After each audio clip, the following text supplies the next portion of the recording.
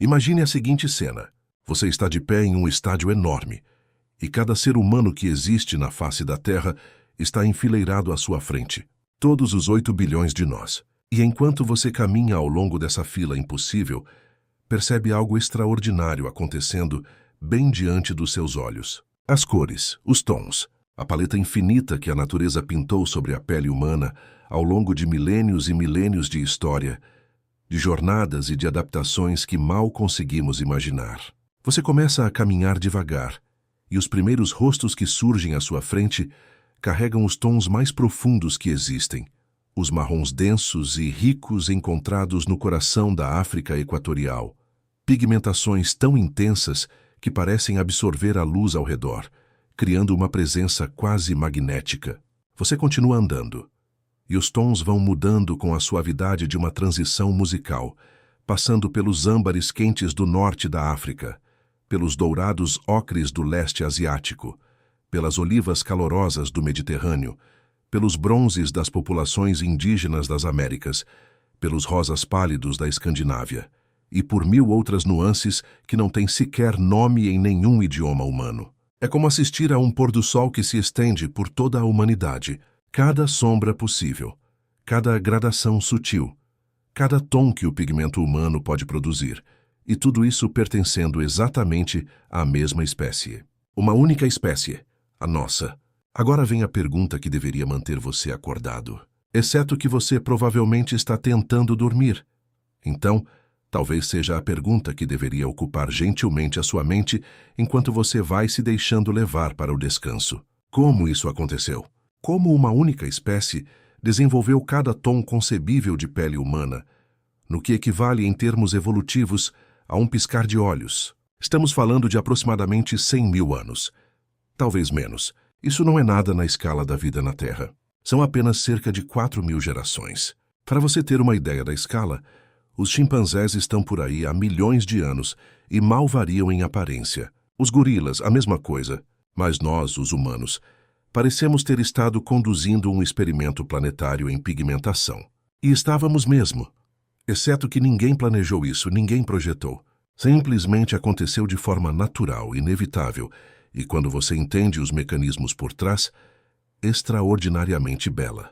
Durante a maior parte da história humana, a cor da pele foi catastroficamente mal compreendida. Foi usada para dividir pessoas, para justificar tratamentos horríveis, para construir sistemas inteiros de opressão baseados em algo que, descobrimos, é tão significativo quanto a cor do cabelo ou a altura. Apenas outra característica moldada pelo ambiente e pelo tempo. Mas a história real, a história científica, é muito mais elegante do que qualquer uma das bobagens que inventamos sobre ela. Porque a cor da pele não é aleatória, não é arbitrária. É um dos exemplos mais perfeitos de adaptação humana que temos. É uma solução biológica para um problema complexo. E esse problema está escrito na luz ultravioleta, na deficiência de vitamina D, na química das moléculas de folato que se decompõem sob a radiação solar. É sobre sobrevivência em cada zona climática da Terra, do Equador ao Círculo Ártico. A jornada que vamos percorrer agora vai de volta para a África. Segue os humanos enquanto eles se espalhavam pelos continentes, enquanto caminhavam para desertos escaldantes e tundras congeladas, enquanto seus corpos se adaptavam em tempo real a desafios que seus ancestrais jamais enfrentaram. Vamos explorar a genética, com certeza, mas também o papel surpreendente da cultura, da dieta e até da seleção sexual. Porque a cor da pele não é apenas uma história. São dezenas de histórias acontecendo simultaneamente ao longo de milhares de anos. E a parte mais incrível de tudo, aconteceu rápido, incrivelmente, quase impossivelmente rápido. Então vamos voltar. Bem lá atrás, antes de qualquer pessoa ter saído da África, antes de existir qualquer outro lugar para ir. Por volta de 300.000 anos atrás, mais ou menos, os primeiros membros da nossa espécie viviam na África. Não em um único lugar. A África é enorme, tem cerca de 3 vezes o tamanho dos Estados Unidos continentais. E os humanos primitivos estavam espalhados por vastas extensões dela.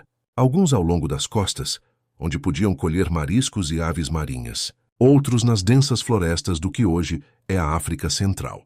Ainda outros nas pastagens e savanas, seguindo rebanhos, aprendendo a caçar, aprendendo a sobreviver em campo aberto, onde você é ao mesmo tempo predador e presa. A paisagem era mais variada do que a maioria das pessoas imagina. Isso não era apenas uma savana interminável pontuada por acácias, embora isso também existisse.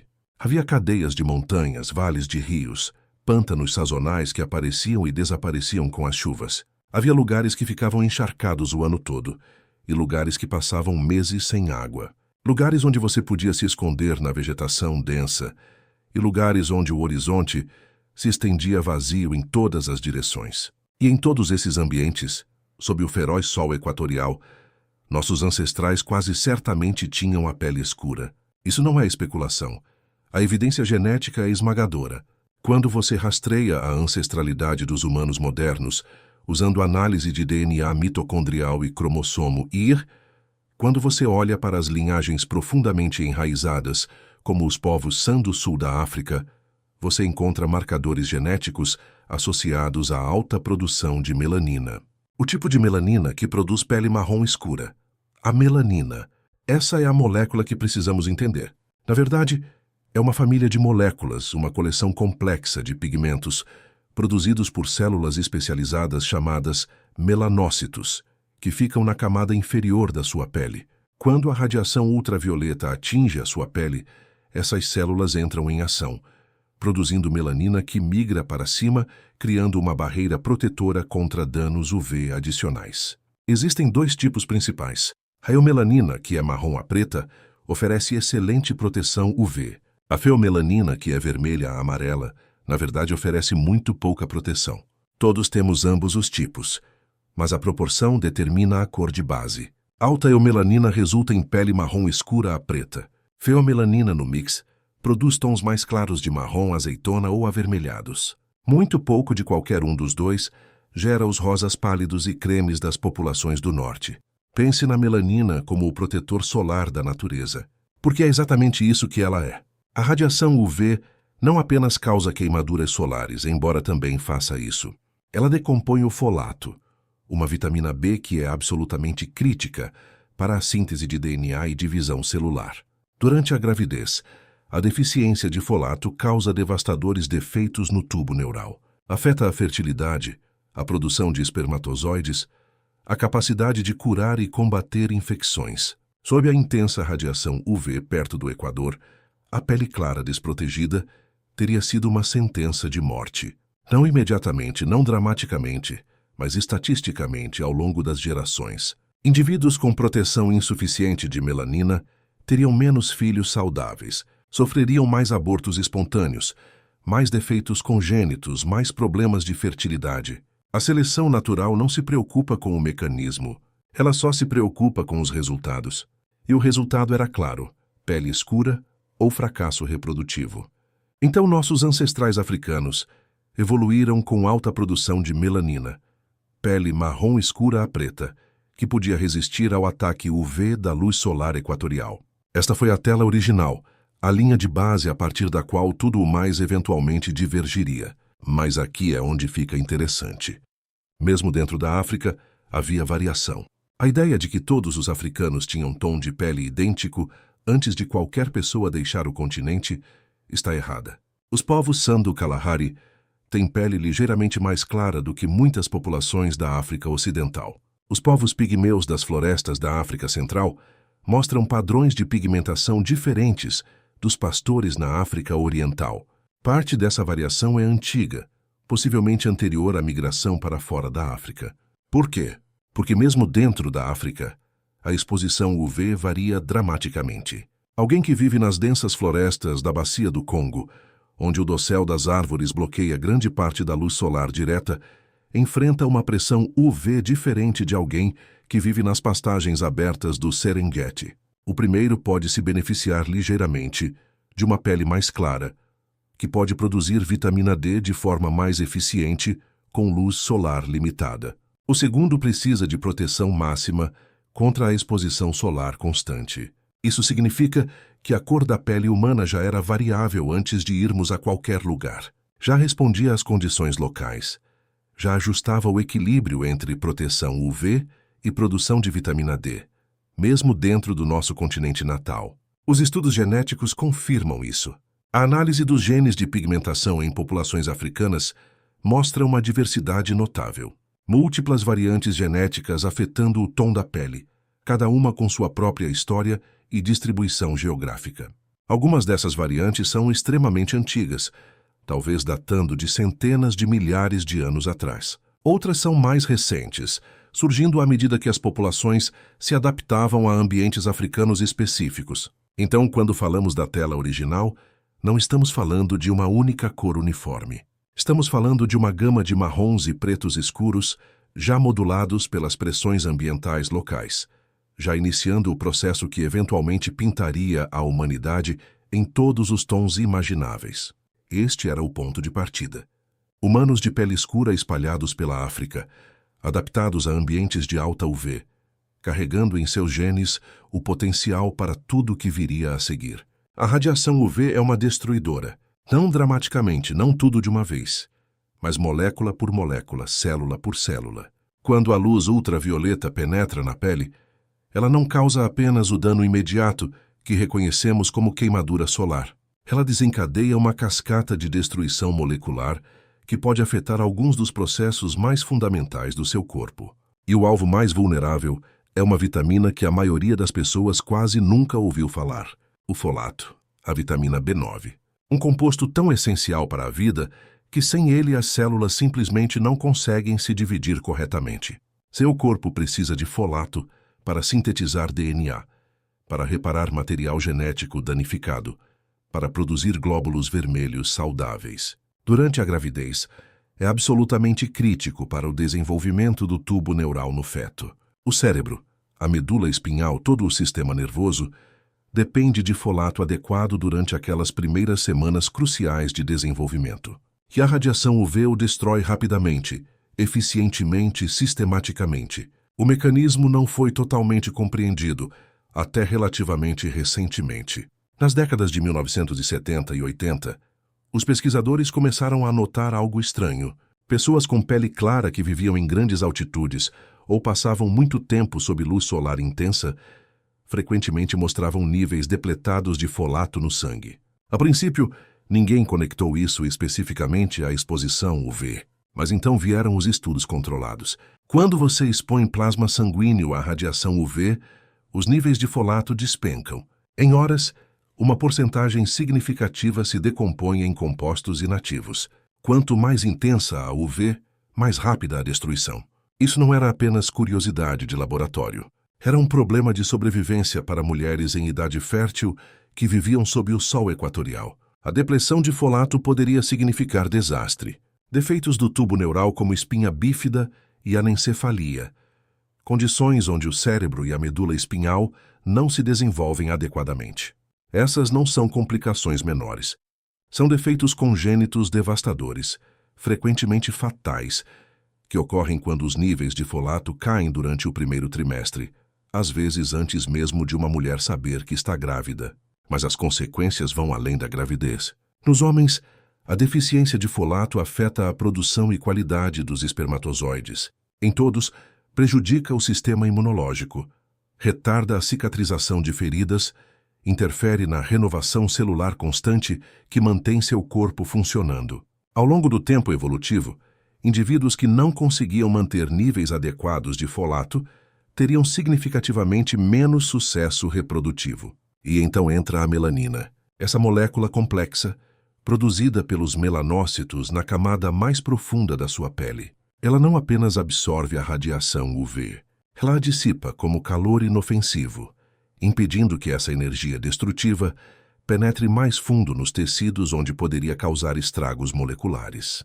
Pense na pele rica em melanina como um sofisticado escudo de radiação, sintonizado especificamente para os comprimentos de onda que causam mais dano biológico.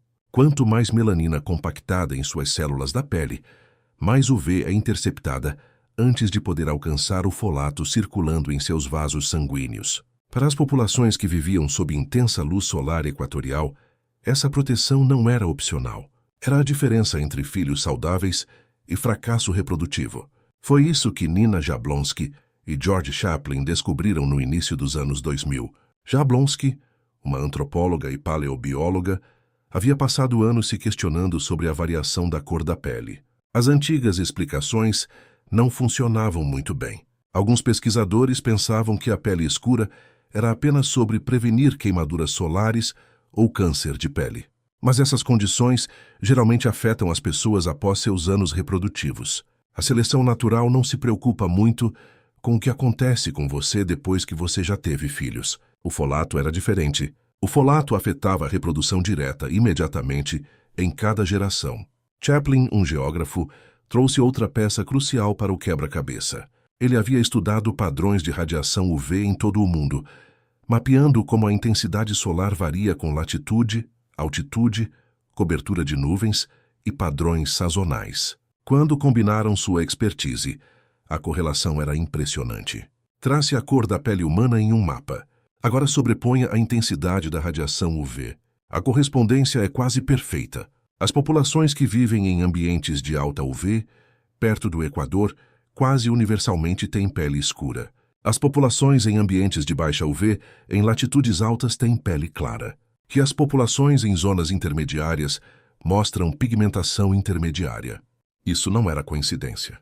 Era a evolução respondendo a uma pressão ambiental específica e mensurável. Jablonski e Chaplin podiam realmente prever a cor da pele de populações indígenas, com base apenas nos níveis de UV. Seu modelo funcionava em todos os continentes, em diferentes populações humanas que haviam sido separadas por dezenas de milhares de anos. Mas aqui está o que torna a hipótese do folato tão convincente. Ela explica não apenas por que a pele escura evoluiu na África, mas por que ela tem sido mantida tão consistentemente nas populações equatoriais em todo o mundo. Populações que migraram para regiões tropicais no sul da Ásia, Sudeste Asiático, Melanésia, todas retiveram ou reevoluíram pigmentação escura, mesmo depois de seus ancestrais terem passado milhares de anos em latitudes mais altas. A seleção natural era implacável. Mude-se para um ambiente de alta UV, sem proteção adequada de melanina, e dentro de um número relativamente pequeno de gerações, sua população escurece ou sofre redução no sucesso reprodutivo. Este era o acordo ultravioleta. Viva sob radiação solar intensa, e você precisa de um escudo. O melhor escudo disponível era a melanina, muita dela, densamente compactada em suas células da pele, presente desde o nascimento, constantemente renovada à medida que sua pele se regenera. Nossos primeiros ancestrais africanos não escolheram a pele escura. Eles a herdaram de populações anteriores que viviam sob o sol africano há milhões de anos. Muito antes de o Homo sapiens aparecer, nossa linhagem evolutiva já havia resolvido o problema UV. Os primatas, o Homo erectus, os vários humanos arcaicos que vieram antes de nós, quase certamente também tinham pigmentação escura, porque a alternativa era ver seus filhos nascerem com defeitos devastadores, lutarem com fertilidade, combaterem infecções que o corpo não conseguia curar corretamente. A alternativa era a extinção evolutiva. A pele escura não era apenas uma adaptação, era um requisito, o preço de entrada para viver sob o sol que deu origem à nossa espécie, e por centenas de milhares de anos permaneceu constante, imutável, universal entre nossos ancestrais, até que alguns deles começaram a caminhar para longe do Equador e entraram em um problema de sobrevivência completamente diferente. O mesmo sol que ameaçava destruir o folato também estava mantendo os humanos vivos de uma forma completamente diferente.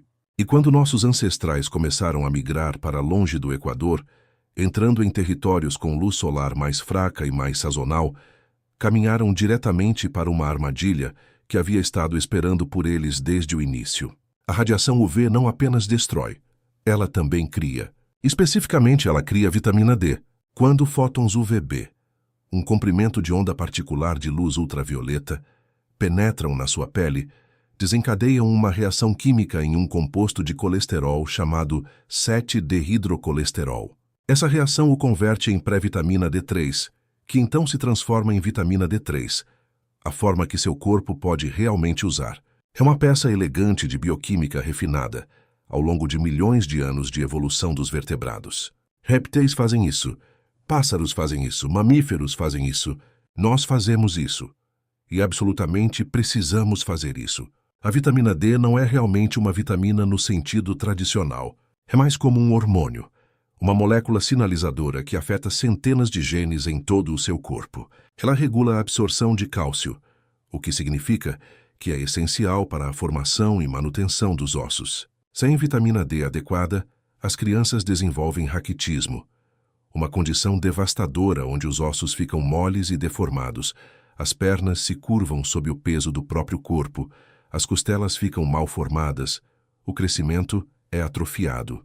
Adultos sem vitamina D suficiente desenvolvem osteomalácia, um amolecimento semelhante dos ossos que leva a fraturas, dor crônica, fraqueza muscular. Mas os efeitos vão muito além dos ossos.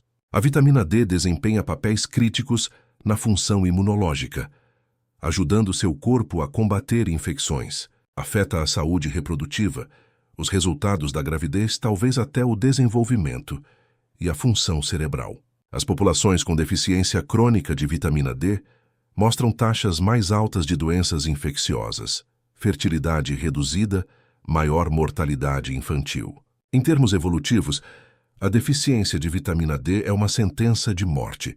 Talvez não imediata, talvez não dramática, mas implacável.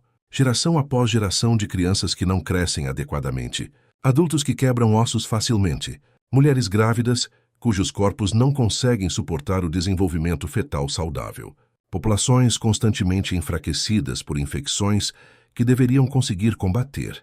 Por centenas de milhares de anos, isso não foi um problema para nossos ancestrais africanos. O sol equatorial fornecia radiação UVB mais do que suficiente para manter a produção de vitamina D, mesmo através do escudo protetor da pele escura rica em melanina.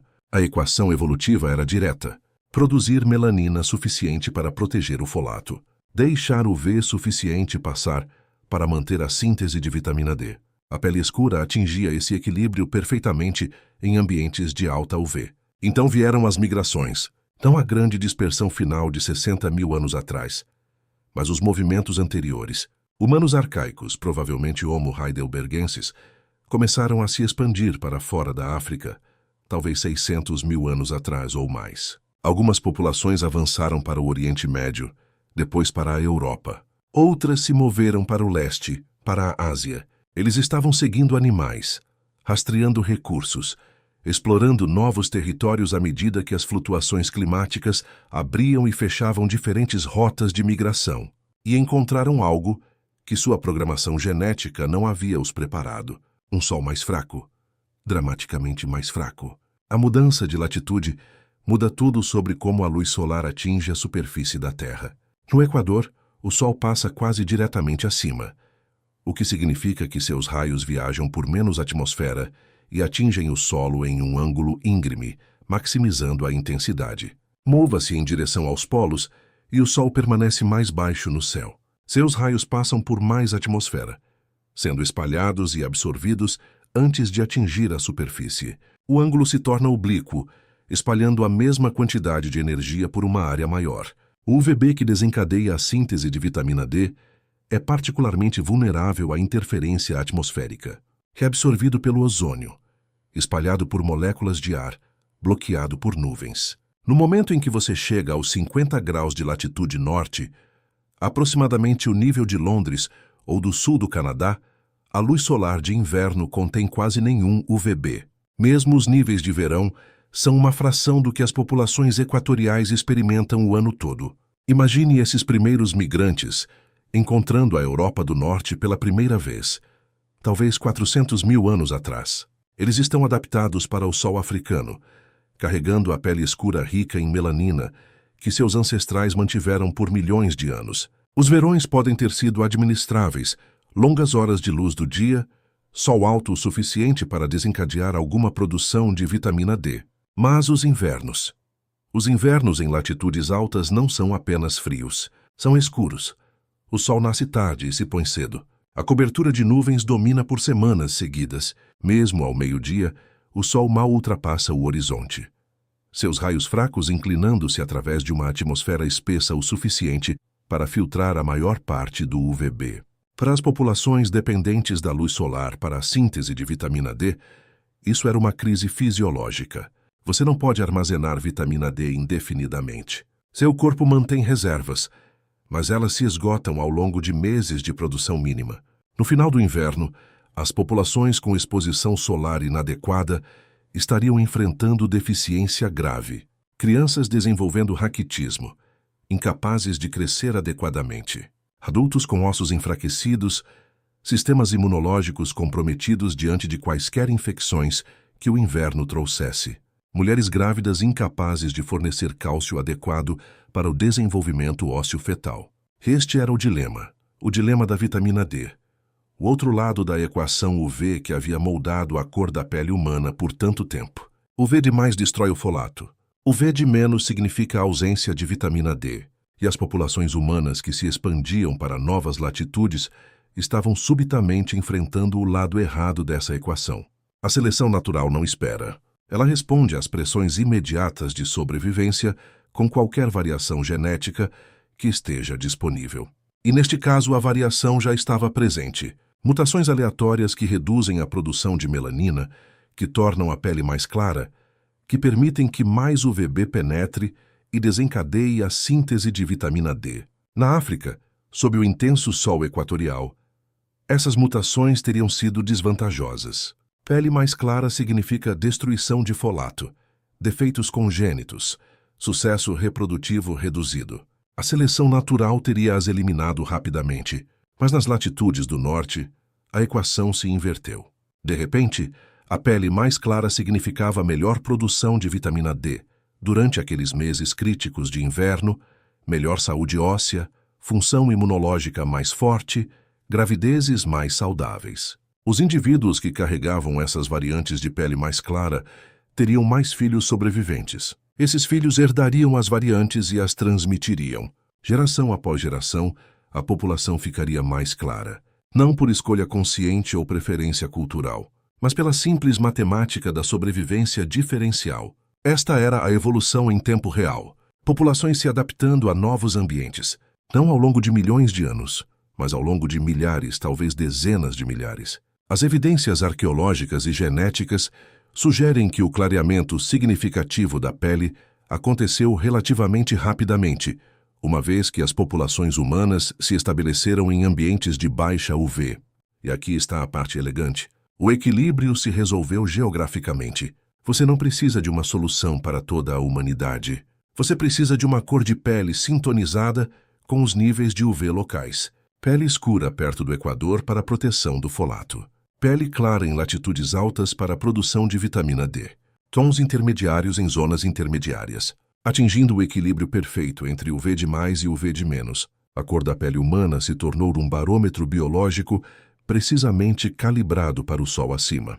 E provaria ser uma das adaptações mais rápidas e dramáticas na evolução humana recente. Agora chegamos ao momento de falar sobre a grande jornada. Para a maior parte da nossa história como espécie, humanos anatomicamente modernos eram uma história africana. Mesmo depois que os humanos modernos apareceram, talvez 200.000 a 300.000 anos atrás, eles ficaram em casa por muito tempo. As populações se deslocaram pelo continente, explorando novos nichos, lidando com secas, rios mudando de curso, pastagens se tornando florestas e voltando a ser pastagens. Mas a África ainda era o centro de gravidade. Então, em algum momento entre cerca de 70.000 e 100.000 anos atrás, alguns pequenos grupos fizeram algo que mudaria a face do planeta. Eles foram embora. Não de uma vez, não em uma única marcha heróica, mas como um vazamento lento pelas bordas de um continente. Grupos familiares seguindo linhas costeiras, trilhas de caça, vales de rios, movendo-se alguns dias de caminhada de cada vez, depois se estabelecendo por uma geração ou duas, depois se movendo novamente quando os recursos diminuíam ou o clima mudava. As evidências genéticas, especialmente do DNA mitocondrial e dos cromossomos híbrido, sugerem que todos os humanos não africanos vivos hoje descendem de uma ou algumas dessas primeiras expansões, provavelmente em torno de 60.000 a 70.000 anos atrás. Houve pulsos anteriores de humanos modernos saindo da África. A arqueologia em lugares como Israel sugere presença humana moderna há 100 mil anos ou mais. Mas esses pioneiros iniciais parecem não ter deixado linhagens duradouras. Seus rastros desaparecem. A onda principal, aquela que semeou o resto do mundo, vem mais tarde. Imagine-se parado nas costas do nordeste da África, cerca de 70 mil anos atrás. Do outro lado de um estreito de água está a Península Arábica. Em certos momentos do ciclo da Era do Gelo, os níveis do mar caem.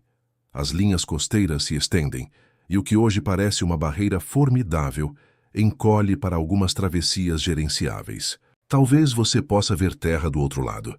Talvez ouça histórias sobre ela de parentes que moram alguns vales mais adiante. Em algum momento, alguém cruzou. Uma rota importante, apoiada tanto pela genética quanto pela arqueologia, abraça a borda sul do Velho Mundo. Da África para a Arábia, ao longo das costas do Oceano Índico, passando pelo que hoje é Iêmen e Omã, contornando os desertos secos do interior, ficando perto das costas ricas em alimentos, depois para o leste, para o subcontinente indiano, e daí para o sudeste asiático e, eventualmente, para a Austrália. Isso é frequentemente chamado de Rota Costeira Sul. Pode soar como uma caminhada tranquila na praia, mas na realidade era um gauntlet de climas em mudança e ecossistemas desconhecidos. Manguezais, costas encharcadas de monções, recifes de coral e planícies de maré. Tempestades tropicais que podiam apagar assentamentos inteiros da noite para o dia.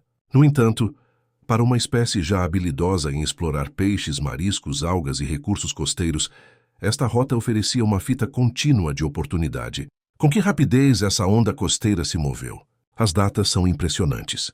Por volta de 65 mil anos atrás, humanos modernos estão presentes na Austrália. Isso significa que, em talvez 5 mil a 10 mil anos após sair da África, um piscar de olhos em termos evolutivos, alguns descendentes já haviam percorrido milhares de quilômetros, aprendido a cruzar águas abertas e se adaptado a ambientes completamente alheios. Pense nos ambientes ao longo dessa rota.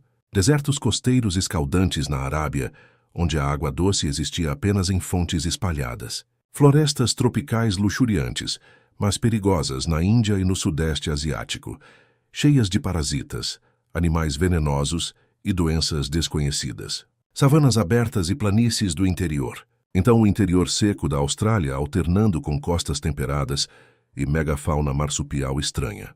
Cada passo trazia luz solar diferente, alimentos diferentes, perigos diferentes. Cada nova região favorecia soluções ligeiramente diferentes, combinações diferentes de genes que ajudavam as pessoas a prosperarem ali. E os grupos que faziam toda essa exploração não eram nações enormes. Eram pequenos, dezenas, talvez algumas centenas de pessoas no máximo, avançando para uma nova região de cada vez. Grupos fundadores pequenos criam algo poderoso em termos evolutivos, efeitos fundadores. Quando apenas alguns indivíduos dão origem a uma população futura, eles carregam consigo apenas uma fatia fina da diversidade genética do grupo pai. É como pegar uma colher de chá de água de um lago vasto e começar um novo lago com apenas isso.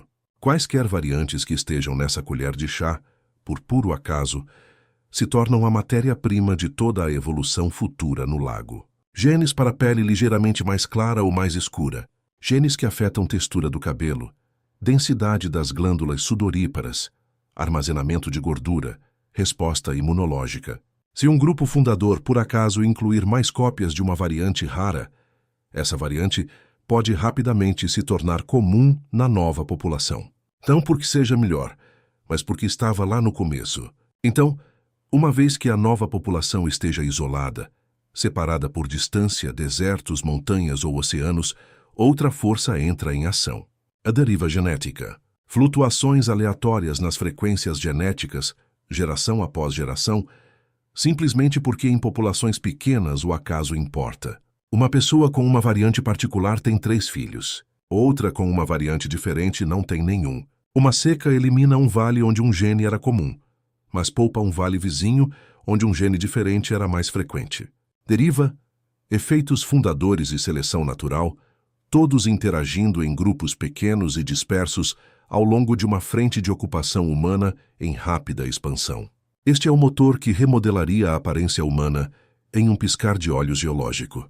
Enquanto um ramo dessa grande dispersão avançava rapidamente ao longo das costas do sul, outros tomaram rotas mais ao norte. Alguns saíram da África para o Levante, a região que inclui Israel, Líbano, Síria e Jordânia modernos, pela ponte terrestre do Sinai. De lá, seguiram sistemas de rios e migrações de animais para o coração da Eurásia. Para o noroeste, para o que se tornaria a Europa, através dos gargalos da Anatólia e dos Balcãs. Para o nordeste, através do Planalto iraniano e da Ásia Central, contornando cordilheiras como o Zagros e o Hindu Kush, eventualmente se espalhando em direção à Sibéria e muito mais tarde para as Américas. Cada ramo encontrou seu próprio conjunto de ambientes. Desertos secos do interior, como o Rub al-Khali árabe, e o Planalto iraniano, onde o sol do meio-dia poderia cozinhar pele desprotegida e a escassez de água forçava mudanças de comportamento, roupas e abrigo. Florestas tropicais densas no sul e sudeste asiático, onde a cobertura do dossel filtrava a luz UV. Planaltos de alta altitude como o tibetano e partes dos planaltos etíopes, onde os níveis de UV são paradoxalmente intensos por causa da atmosfera reduzida e noites frias alternam com ferozes sóis diurnos. Tundras congeladas e estepes próximas ao Ártico na Sibéria e mais tarde no norte da Europa, onde por meses do ano o sol mal aflorava no horizonte, neve e gelo refletiam o pouco de luz que havia, e o inverno significava profunda escassez de vitamina D. Costas nórdicas encobertadas de nuvens lavadas por oceanos frios e céus cinzentos baixos, onde mesmo o verão podia ser sombrio e fresco. Visto de um satélite, teria parecido assim. Pequenas fagulhas de presença humana piscando para fora da África, em muitas direções, ocasionalmente se apagando, às vezes se juntando, às vezes contornando regiões inteiras e saltando à frente quando as condições permitiam. Ao longo de dezenas de milhares de anos, essas fagulhas se costuraram em uma teia quase contínua, envolvendo o globo. Por volta de 45.000 a 50.000 anos atrás, os humanos modernos estão firmemente estabelecidos em grande parte da Eurásia. Eles compartilham o continente com os neandertais e os denisovanos, às vezes competindo, às vezes se misturando. Por 40.000 anos atrás, a Europa está populada pela nossa espécie. Por aproximadamente 30.000 a 20.000 anos atrás, os humanos alcançaram as bordas frias da Sibéria. Eventualmente, durante um capítulo posterior desse movimento contínuo, alguns cruzarão para as Américas, provavelmente pela Beríngia, a ponte terrestre que um dia conectou a Sibéria e o Alasca, em algum momento antes de 15.000 anos atrás. Do ponto de vista da evolução, isso é velocidade warp. Uma espécie que por milhões de anos esteve confinada a um continente se espalha para ocupar cada grande massa terrestre, exceto a Antártida, em menos de 60.000 anos. No tempo geológico, isso não é nem o movimento de um ponteiro de segundos. É o tic-tac de um único segundo. Ao longo do caminho, a cor da pele estava sendo constantemente recalibrada pelas mesmas forças que estivemos rastreando. Proteção do folato perto do Equador. Pressão de vitamina D em latitudes altas. Efeitos fundadores estabelecendo condições iniciais. Deriva genética empurrando populações por caminhos diferentes. Dietas locais ricas em peixe aqui, grãos de cereais ali, modificando a intensidade das pressões de seleção. Mas a coisa principal a ter em mente é esta. Os humanos que fazem todas essas migrações são ainda notavelmente semelhantes sob a superfície. Eles vêm da mesma ancestralidade de gargalo. Carregam grande parte do mesmo conjunto de ferramentas genéticas. O que muda à medida que se espalham por desertos, selvas, montanhas e gelo é quais ferramentas são mais usadas, quais botões são aumentados ou reduzidos em resposta às condições locais. Quando falamos sobre os genes para a cor da pele, soa simples, como se houvesse um interruptor para a pele escura e um interruptor para a pele clara escondido em algum lugar no genoma. A realidade é mais confusa e muito mais interessante. A cor da pele é o que os geneticistas chamam de característica poligênica. Não um gene, mas muitos. Cada um empurrando o resultado final um pouco mais claro ou um pouco mais escuro. Um pouco mais quente ou mais frio em tom. Pense em um mixer de som, não em um interruptor de luz. Dezenas de controles deslizantes, alguns grandes, alguns minúsculos, todos se movendo para cima e para baixo ao longo de milhares de gerações. A razão pela qual os humanos não veem em algumas categorias de cores únicas, mas em um gradiente contínuo do muito pálido ao muito escuro, é exatamente isso. Muitos genes, cada um com pequenos efeitos se combinando e se recombinando de maneira sem fim. Sem linhas nítidas, sem caixas discretas. Apenas um espectro. Mas nesse espectro, alguns controles deslizantes importam mais do que outros. Um deles tem um nome complicado: SLC24A5. Por muito tempo, ninguém pensou muito sobre ele. Então, no início dos anos 2000, os pesquisadores estudavam o peixe-zebra, pequenos peixes listrados de aquário, e notaram que, quando esse gene era alterado, os peixes ficavam visivelmente mais claros. Isso chamou a atenção das pessoas. Quando olharam para os humanos, o padrão era impressionante. Uma versão particular, ou alelo, do SLC24A5 é extremamente comum em populações europeias e generalizada em muitos grupos do sul asiático. Essa versão está fortemente associada à pele mais clara. Sob o microscópio, ela muda como os melanossomos. Os pequenos pacotes de pigmento dentro das células da pele são formados e carregados. Menos melanossomos menores, menos densamente compactados, significa menos melanina entregue às camadas superiores da pele. O resultado é uma cor de base mais clara e perda mais rápida do bronzeado. Ainda mais surpreendente é o quão jovem essa variante parece ser em termos evolutivos.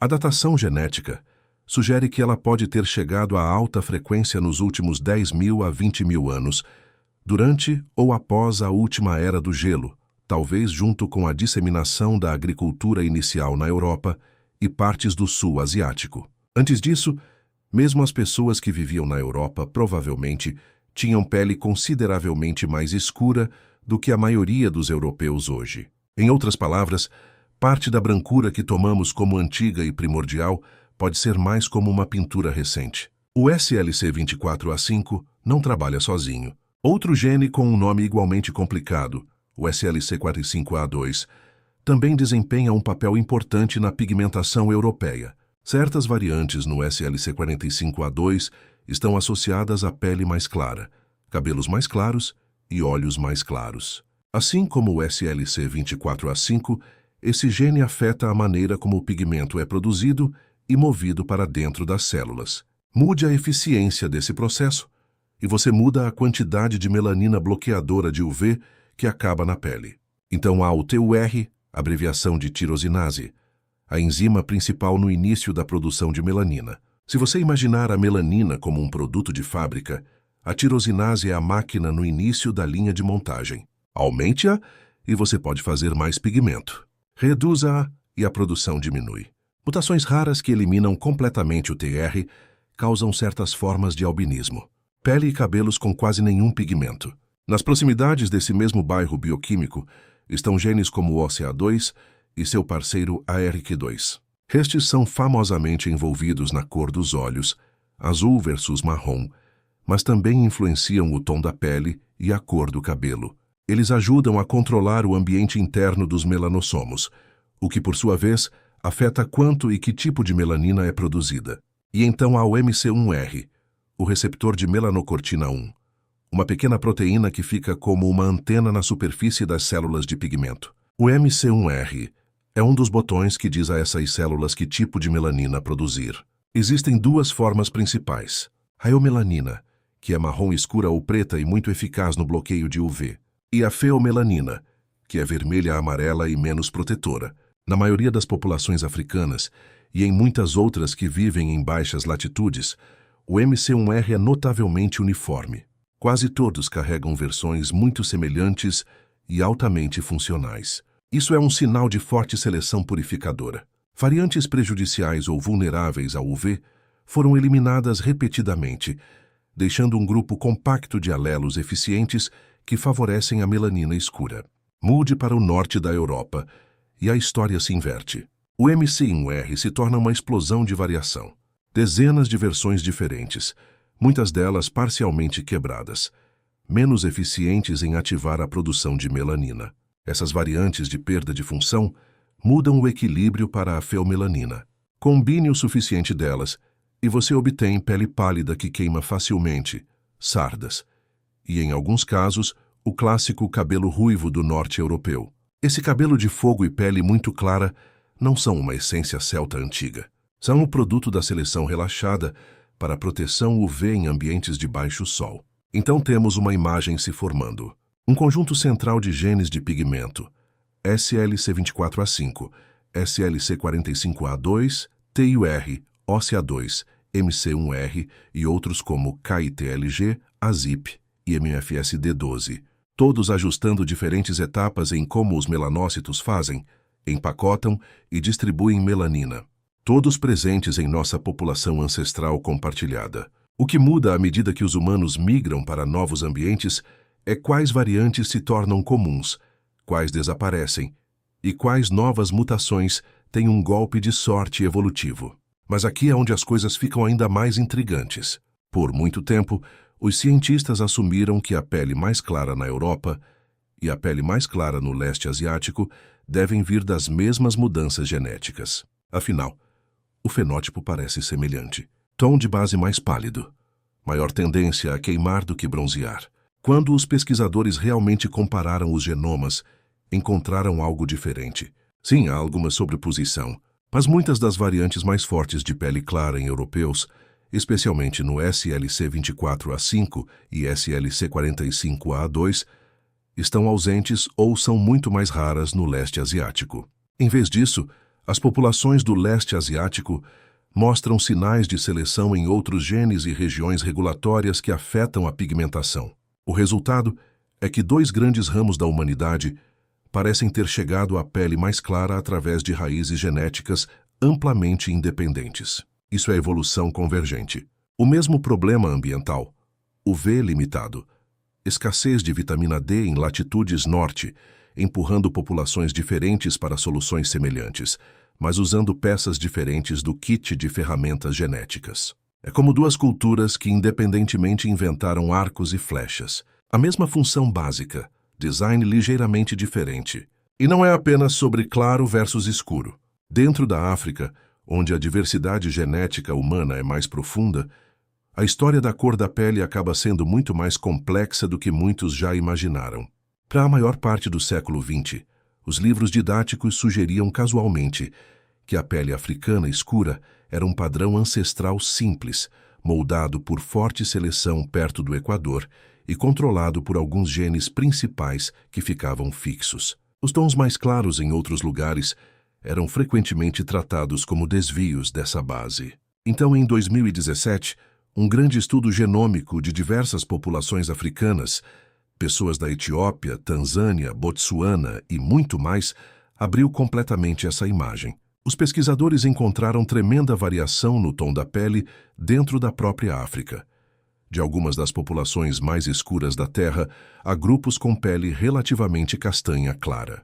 Mais importante, encontraram muitas das variantes-chave de pigmento, incluindo algumas associadas à pele mais clara fora da África, circulando dentro da África em frequências substanciais. Em alguns casos, alelos considerados exclusivamente europeus ou asiáticos acabaram se originando na África há muito tempo, tornando-se comuns em outros continentes apenas mais tarde. Em outros casos, variantes associadas à pele muito escura em certos grupos africanos tinham raízes evolutivas profundas anteriores à divisão entre humanos modernos e parentes hominíneos mais antigos. A mensagem desse trabalho era clara. A África não está apenas no extremo escuro de uma escala de cores unidimensional. Ela contém grande parte da própria paleta subjacente. O que vemos em outros lugares no mundo é frequentemente um pequeno subconjunto dessa variedade ancestral, amplificada ou diminuída pela seleção local. Tudo isso nos traz de volta à ideia central. A cor da pele não é um sistema ordenado com algumas categorias raciais. É uma característica fluida e multigênica que se recombina sem cessar. Genes como SLC24A5, SLC45A2, TER, OCA2, MC1R, KITLG, AZIP, MFSD12 e outros são importantes, mas nenhum deles age isoladamente. Ao longo de 100 mil anos de movimento, isolamento e adaptação, um número surpreendentemente pequeno de alavancas genéticas puxadas em combinações diferentes, gerou o espectro completo dos tons de pele humana que vemos hoje. E ainda assim, isso é apenas metade da história. Porque a evolução não apenas ajustou a pele para o sol, ela também teve que negociar com a cultura, com padrões de beleza, com quem escolheu quem como parceiro. Até agora, estivemos falando principalmente sobre seleção natural, luz UV, folato, vitamina D, dano ao DNA, a física e a química difíceis da luz solar encontrando a pele. Mas seus ancestrais não estavam apenas absorvendo raios, eles também estavam se olhando. A cada geração, as pessoas faziam escolhas, a quem abordar, a quem evitar, quem era bonito, quem parecia um bom material de pai. Essas escolhas repetidas ao longo de milhares de anos podem abrir seus próprios canais através do genoma. Isso é a seleção sexual. O próprio Charles Darwin ficou perturbado com esse problema. Em A Descendência do Homem, ele se perguntou por que grupos humanos podiam diferir tanto no que chamava de ornamentação, cor da pele, textura do cabelo, traços faciais quando eram claramente a mesma espécie. Sua sugestão era simples, talvez simples demais: padrões locais de beleza. Se um grupo, por qualquer razão cultural, achasse a pele mais clara mais atraente e consistentemente escolhesse parceiros de pele mais clara, essas características poderiam se expandir nessa população, mesmo que não fossem especialmente úteis para a sobrevivência. Em outra região, a pele mais escura ou mais ricamente pigmentada poderia ser o ideal admirado, impulsionando a seleção na direção oposta. Nessa visão, parte do nosso mapa de cores é a história escrita em paixões, preferências e olhares silenciosos ao redor de uma fogueira. Os cientistas modernos são cautelosos com essa ideia. É notoriamente difícil de provar. As populações humanas geralmente enfrentaram fortes pressões ambientais ao mesmo tempo. Ube patógenos dieta. Então, separar "eu gosto de como você parece" de "isso te mantém vivo" é complicado. Mas há algumas pistas de que a escolha de parceiros importava.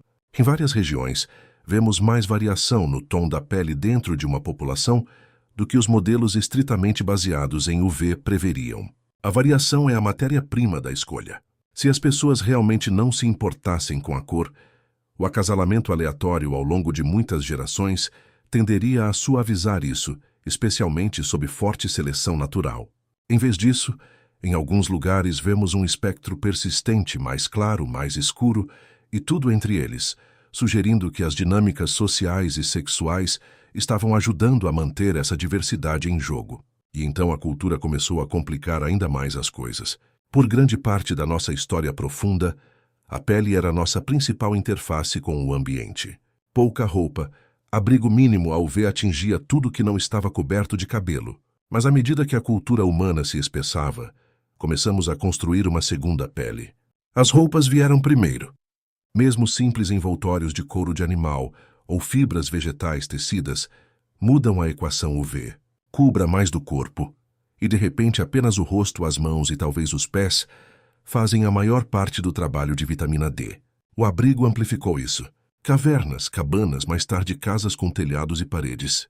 Tudo isso significava menos sol direto na pele, especialmente em latitudes mais altas, onde as pessoas já tendiam a passar os invernos em ambientes fechados. Quando você se embala na maior parte do corpo para o calor e a modéstia, a pigmentação nessas áreas cobertas começa a importar menos para a proteção UV. O controle da seleção natural ali se afrouxa. A cor pode derivar ou ser puxada em novas direções por preferências sexuais em vez da luz solar. A dieta entrou na negociação. Já vimos como os povos do Ártico usam dietas marinhas ricas em vitamina D para pagar a dívida da luz solar, mantendo pele mais escura em ambientes sombrios. O lado oposto aconteceu mais ao sul quando os humanos inventaram a agricultura.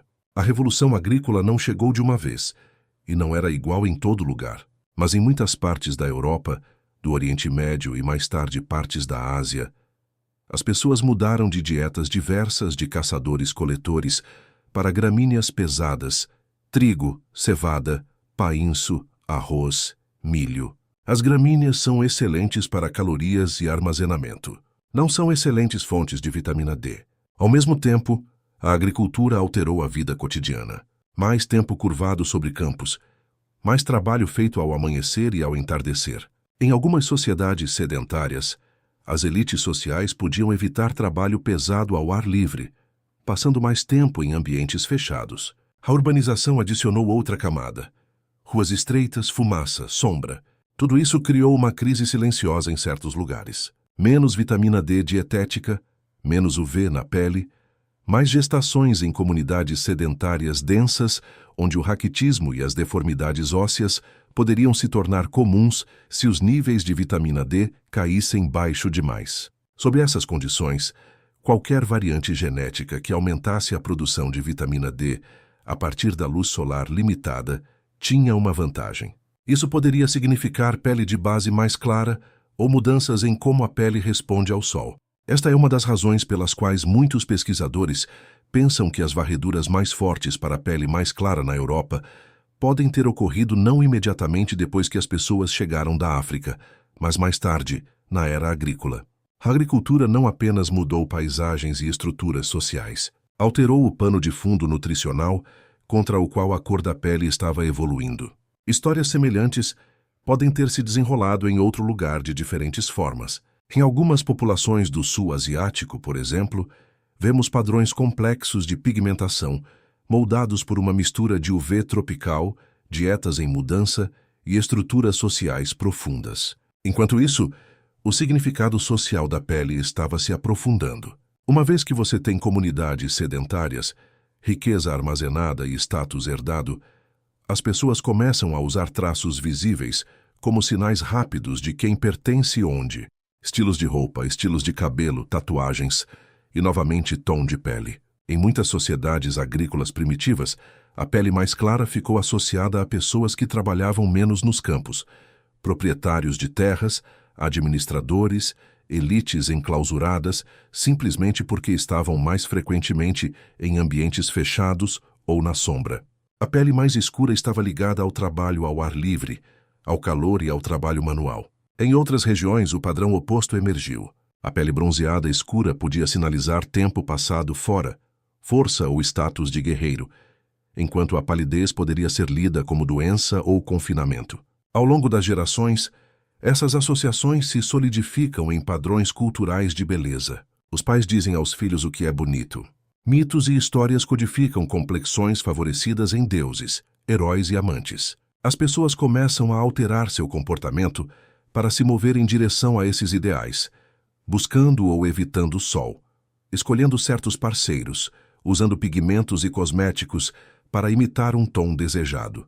Agora, o ciclo de feedback se fecha. Se uma sociedade trata um tom de pele particular como de status mais alto ou mais atraente, os indivíduos com esse tom podem ter melhores chances de casamento, mais recursos para seus filhos e, em alguns casos, mais descendentes. Mesmo uma pequena vantagem repetida ao longo de centenas ou milhares de anos pode mudar a linha de base genética de uma população. Ao mesmo tempo, práticas culturais como o uso de véu, evitar o sol ou tomar sol deliberadamente, podem mudar quem é exposto a quanta UV, quando e em quais partes do corpo. Isso pode remodelar sutilmente as pressões de seleção natural sob a superfície. A biologia, em outras palavras, não está sentada passivamente enquanto a cultura pinta por cima. A tinta penetra. A camada social, nossas histórias, preconceitos, modas e hierarquias retroalimenta em quais genes prosperam e quais desaparecem silenciosamente. E ainda assim, desembaraçar tudo isso é extremamente difícil. Quando os cientistas analisam o DNA associado à cor da pele hoje, veem fortes assinaturas de seleção natural em muitas regiões. Essas mutações claramente ajudaram as pessoas a lidar com a luz solar local, dieta e clima. Eles também veem enorme variação cultural em como a cor é percebida, classificada e desejada. O que ainda não temos é uma maneira clara de dizer: esta porcentagem deste alelo se espalhou devido a UV, esta porcentagem devido à preferência sexual, esta porcentagem devido à estratificação social. As forças se sobrepõem no tempo e no espaço. Elas empurram na mesma direção ou em direções opostas, ou se alternam à medida que as culturas mudam. Então, em vez de uma resposta simples, obtemos uma tapeçaria. Em um fio, a física da radiação solar e a química das vitaminas. Em outro, as decisões silenciosas de quem amar, quem evitar, quem idealizar. Em um terceiro, a ascensão lenta da agricultura, cidades, classes e status codificado por cores. Juntos, eles teceram a camada social da pele. Os significados que se somam sobre a melanina, mesmo quando às vezes a remodelam por baixo. Para entender com que rapidez tudo isso poderia acontecer, e por que 100 mil anos foi mais do que tempo suficiente para pintar a espécie humana em todos os tons, do marfim mais pálido ao ébano mais profundo, precisamos olhar para o próprio ritmo da mudança. Como os genes podem se mover quando a natureza e a cultura estão colaborando. Se você já olhou para um mapa mundial dos tons de pele, com seus marrons equatoriais profundos, âmbares dourados, azeitonas e rosas pálidos do norte, pode sentir um ceticismo silencioso surgindo. Tudo isso em apenas 100 mil anos ou mais. Pode soar impossivelmente rápido. A mudança geológica leva milhões de anos. Os dinossauros governaram por mais de 100 milhões. Estamos falando sobre o tempo entre agora e a última era do gelo, estendido uma vez, talvez duas. Como a natureza poderia repintar toda a nossa espécie em uma janela tão curta? A resposta começa com um número simples, quase sonolento: 25. Aproximadamente, esse é o número de anos em uma geração humana, do seu nascimento ao nascimento do seu primeiro filho. Em muitas sociedades antigas, seria menos, talvez 20 anos. Em algumas posteriores e mais sedentárias, um pouco mais. Mas se usarmos 25 anos como uma média confortável, 100 mil anos não é mais um borrão abstrato. São cerca de 4 mil gerações. Imagine colocar 4 mil vidas de ponta a ponta, de mãe para filha, de pai para filho, contínua e ininterrupta. Cada entrega é uma chance para os genes se embaralharem, para que pequenas diferenças na sobrevivência e reprodução se acumulem. Na maior parte do tempo, essas diferenças são incrivelmente pequenas. Talvez uma pessoa tenha pele que lhe permita produzir um pouco mais de vitamina D, sob luz solar fraca. A pele de outra pessoa protege o folato um pouco melhor sob UV intensa. Por si só, essas vantagens não parecem dramáticas. Elas não tornam ninguém invencível. Elas apenas inclinam as probabilidades. Mas a evolução é um jogo que adora inclinações. Suponha que uma variante particular da cor da pele dê aos seus portadores uma vantagem de apenas 1% na transmissão de seus genes. Não 10%, não 50%. Apenas um filho sobrevivente extra, para cada 100 nascimentos em comparação com todos os outros. 1% é quase invisível em uma única vida, mas ao longo de 4 mil gerações é suficiente para pegar uma mutação rara, uma única faísca no DNA de uma pessoa e espalhá-la por um continente inteiro. Os geneticistas populacionais têm feito as contas sobre isso há décadas. Eles usam modelos com nomes como varreduras seletivas e dinâmica de frequência de alelos. Sob forte seleção, condições em que ter o novo gene realmente importa para a saúde ou fertilidade, uma variante benéfica pode ir de essencialmente zero para comum em tão poucas quanto 100 gerações. Isso é 2.500 anos. Do ponto de vista da geologia, isso é um piscar de olhos. Do ponto de vista da narrativa humana, é a distância entre você e os construtores das primeiras pirâmides. Tempo mais do que suficiente para que um gene de cor de pele que ajuda os ossos dos bebês a se formarem adequadamente ou protege o folato da mãe durante a gravidez, conquiste silenciosamente uma população. E essas 100 gerações não precisam ser calmas e estáveis. Na verdade, geralmente não são. O que realmente acelera as coisas são os momentos difíceis. Já conhecemos um deles antes em nossa história: os gargalos. Momentos em que uma população grande é comprimida a um tamanho assustadoramente pequeno pelo caos climático, doença ou desastre. 1000 pessoas, algumas centenas, talvez ainda menos. Nesses momentos, a evolução para de ser um rio lento e majestoso e começa a se comportar mais como uma enchente repentina. Com menos indivíduos, o acaso aleatório, o que os biólogos chamam de deriva genética, desempenha um papel maior. Uma variante neutra ou mesmo levemente desvantajosa pode se tornar comum, simplesmente porque seus portadores sobreviveram à enchente por sorte. Por outro lado, qualquer coisa que ofereça uma vantagem real, mesmo uma minúscula, pode disparar pelo grupo como uma faísca em grama seca. Simplesmente não há muitos competidores. Então, quando a crise termina e a população cresce novamente, esse novo perfil genético Mais claro aqui, mais escuro ali, mais eficiente na produção de vitamina D, melhor na proteção do folato, é amplificado. Os descendentes daqueles poucos sobreviventes carregam essa mistura alterada para onde quer que vão. Isso não acontece apenas em gargalos enormes em toda a espécie. Acontece também toda vez que um pequeno grupo de pessoas vai embora. Imagine um grupo de talvez 50 ou 100 indivíduos deixando sua terra natal, cruzando uma ponte de terra, remando ao longo de uma costa, deslizando por um passo de montanha para um novo vale. Eles não são uma amostra perfeita do pool genético maior, apenas quem por acaso estava naquele grupo. Essa aleatoriedade é chamada de efeito fundador. Se aquele pequeno bando se estabelecer e crescer em isolamento, quaisquer traços que eles carregassem, por sorte, podem se tornar as características definidoras de uma região inteira. Digamos que entre os fundadores estejam alguns indivíduos com uma mutação que clareia ligeiramente a pele e aumenta a produção de vitamina D. Nos trópicos brilhantes, essa mesma mutação pode ser arriscada. Mais dano UV, mais depressão de folato, mais abortos espontâneos ou defeitos congênitos. Ela teria sido eliminada, mas em uma latitude norte nublada, onde os verões são breves e os invernos são cinzentos, essa variante de repente brilha. Bebês com ela têm menos probabilidade de desenvolver raquitismo. As mães têm menos probabilidade de sofrer complicações. Com o tempo, essas famílias têm mais filhos sobreviventes. Em 100 ou 200 gerações naquela nova terra, alguns milênios, a variante levemente pigmentada pode se tornar dominante.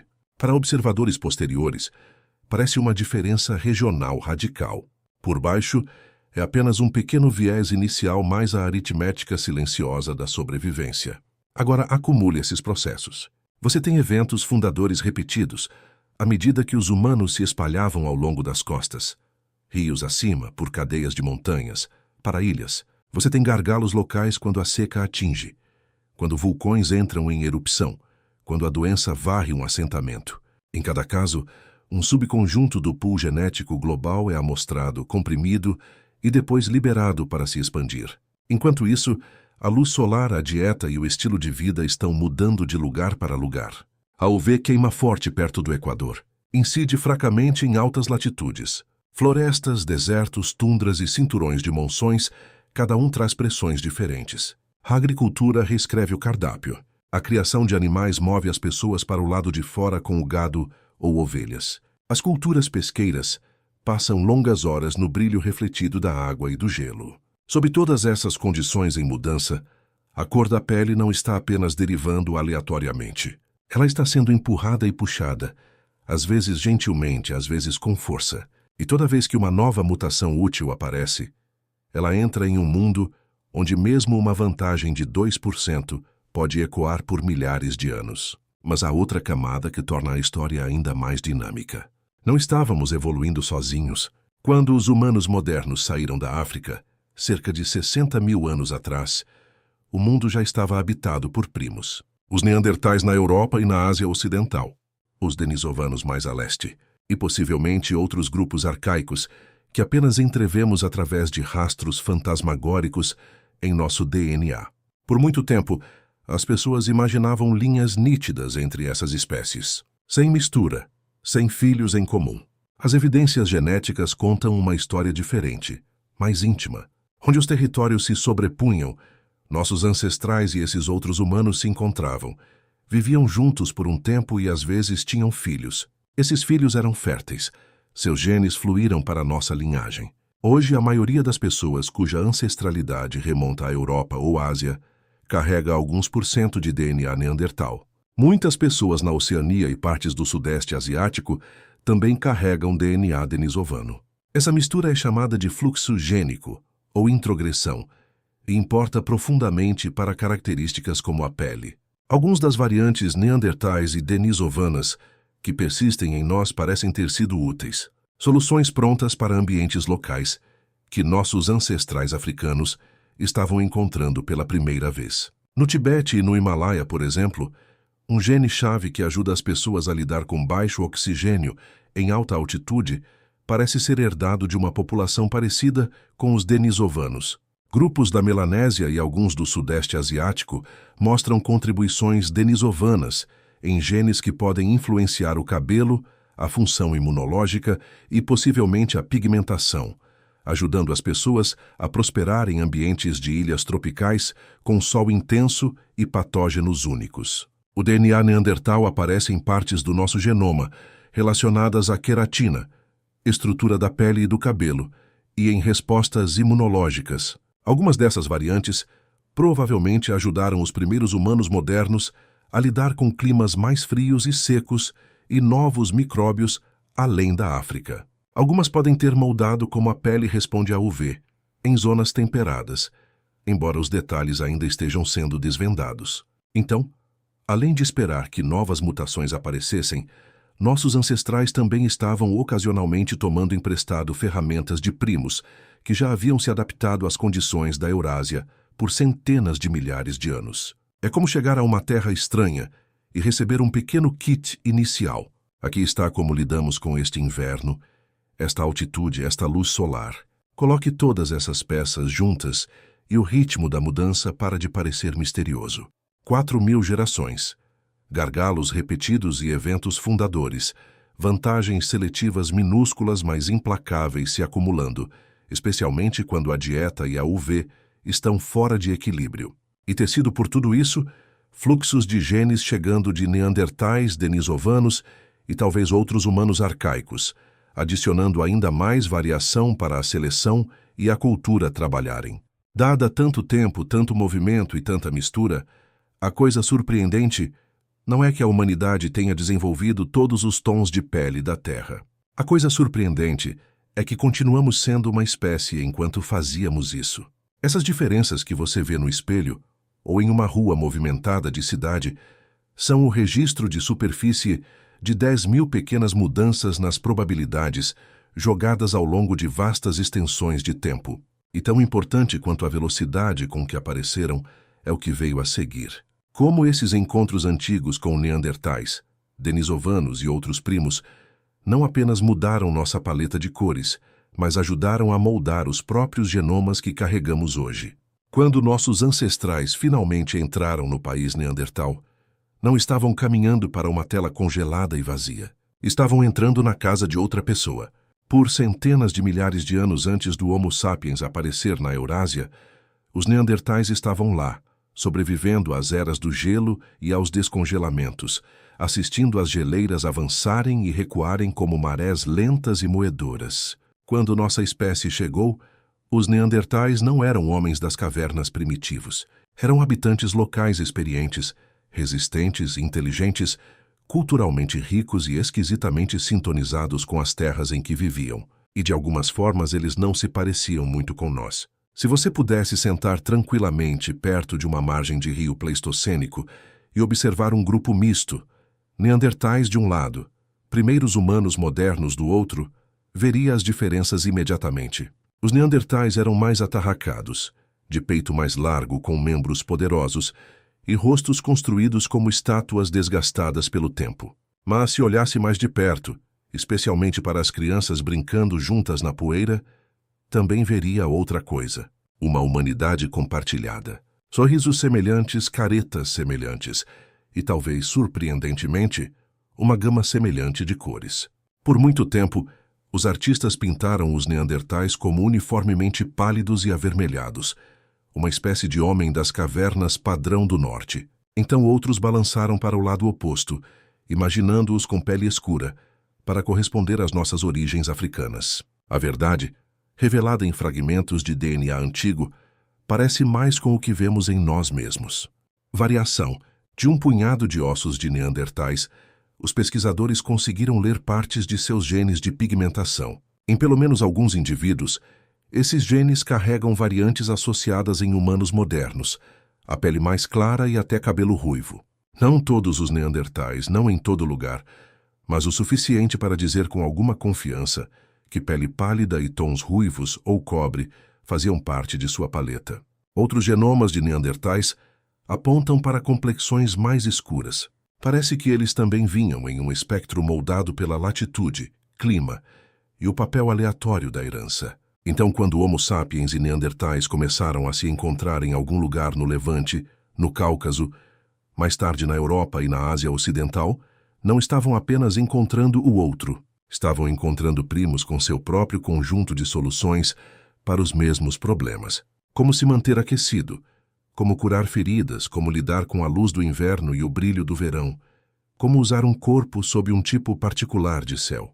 E eles não apenas trocaram olhares através de um vale e foram embora. Eles tiveram filhos juntos. Esses filhos carregavam uma mistura de ambas as linhagens, e alguns de seus genes se revelaram extremamente úteis. Ao longo de milhares de anos, pedaços de DNA neandertal penetraram nas populações humanas modernas emergentes como tinta no tecido. A maioria desses pedaços não parece importar muito. Alguns provavelmente eram prejudiciais e foram lentamente eliminados, mas alguns se costuraram firmemente em nossos genomas, porque nos lugares para onde nossos ancestrais tinham vagado, eles ajudavam. Entre essas peças úteis estão genes ligados a como a pele e o cabelo se formam e como lidam com o ambiente. Um dos mais estudados é uma região no cromossomo 9 que inclui um gene chamado BNC2. O BNC2 é ativo nas células da pele. Em europeus modernos, uma variante particular desse gene está associada a sardas e a mudanças sutis no tom da pele, especialmente em como a pele responde à luz solar e como a pigmentação é distribuída. Quando os geneticistas rastrearam sua história, encontraram algo intrigante. A versão comum em muitos europeus hoje não parece de origem puramente sapiens, parece neandertal.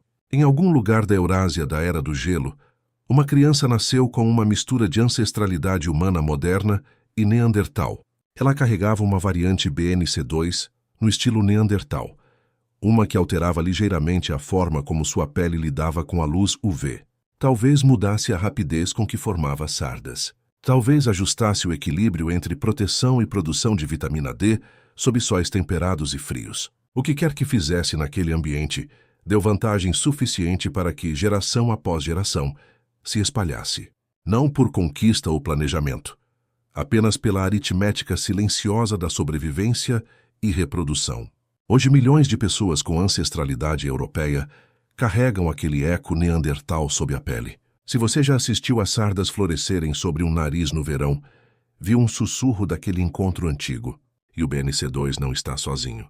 Outras variantes derivadas dos neandertais aparecem em genes de queratina, que moldam as camadas mais externas da pele, cabelo e unhas. Algumas influenciam como a pele reage ao frio e à secura. Outras tocam vias imunológicas que ajudam a defender contra patógenos desconhecidos, micróbios que nossos ancestrais africanos nunca tinham encontrado, mas com os quais os neandertais haviam lutado por centenas de milênios. Nossa espécie não precisava redescobrir todos esses truques do zero. Herdamos alguns deles em segunda mão. Mais a leste, algo semelhante e de algumas formas mais estranho estava acontecendo com outro grupo, os denisovanos. Conhecemos os denisovanos principalmente por fragmentos. Um osso do dedo e alguns dentes em uma caverna siberiana. Uma mandíbula do Planalto tibetano. Sem esqueletos completos. Sem reconstrução certa de seus rostos. Mas seu DNA nos disse mais do que qualquer crânio poderia. Quando os humanos modernos se moveram para a Ásia e as ilhas da Oceania, encontraram pessoas cujos ancestrais haviam estado lá desde muito antes dos neandertais se moverem para o oeste.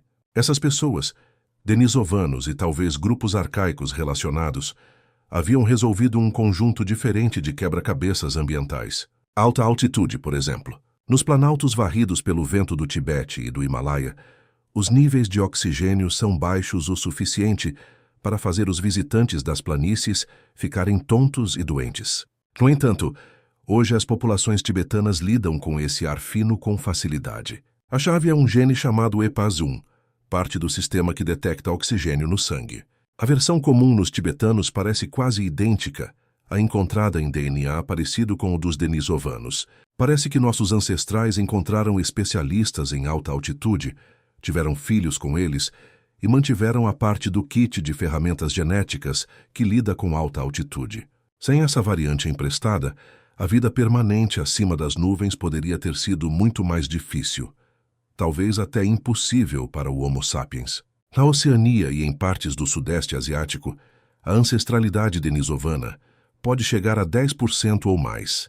Alguns desses segmentos herdados estão ligados à função imunológica, alguns a como o corpo processa gorduras e carboidratos, e alguns podem influenciar características de cabelo e pele, como se o cabelo cresce espesso, como a pele responde à intensa luz solar tropical e aos patógenos das ilhas. Os detalhes ainda estão emergindo.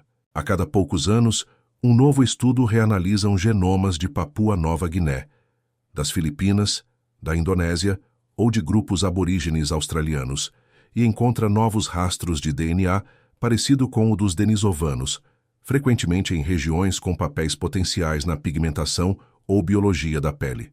A imagem é nebulosa, mas o contorno é claro o suficiente para ver. As cores e texturas da pele na Oceania e em partes do Sudeste Asiático das ilhas não são apenas um produto das origens africanas e da luz solar local. Elas também carregam contribuições de humanos que já estavam lá, que haviam fitado aquele mesmo céu equatorial ardente muito antes de nossos ancestrais chegarem. Neandertais, denisovanos e talvez outras populações arcaicas ainda não nomeadas, não deixaram apenas pegadas fantasmagóricas em acampamentos antigos. Deixaram assinaturas em nós. Quando você olha para a sua própria pele, a forma como ela bronzeia ou queima, forma sardas ou não, brilha no inverno ou aprofunda no verão, você está vendo uma história com múltiplos autores. Ancestrais africanos moldados pela intensa UV e proteção do folato. Ancestrais posteriores moldados pelo fraco sol do norte e escassez de vitamina D. E entrelaçado nessa história, mais quieto, mas ainda presente, estão as edições feitas por outras espécies humanas. Uma modificação neandertal em um gene da pele aqui, uma variante de altitude denisovana ali. Pequenos remendos emprestados costurados no tecido do Homo sapiens. O que torna isso especialmente notável é quão recente é o nosso conhecimento sobre isso. Uma geração atrás, se você tivesse perguntado aos cientistas se os humanos modernos se reproduziram com neandertais ou denisovanos, muitos teriam dito não, ou pelo menos, provavelmente não muito. A evolução da cor da pele era modelada quase inteiramente como uma história do Homo sapiens. Mutações surgindo na África, depois se espalhando e mudando à medida que nossa espécie se movia. Então, por volta de 2010, o primeiro genoma neandertal ficou online. Pouco depois, o DNA denisovano foi decodificado daquele minúsculo osso do dedo na caverna de Denisova. Da noite para o dia, a narrativa mudou. De repente, não éramos uma linhagem isolada marchando por um mundo vazio. Éramos um ramo em uma floresta humana emaranhada, roçando outros ramos, pegando folhas e galhos ao passar.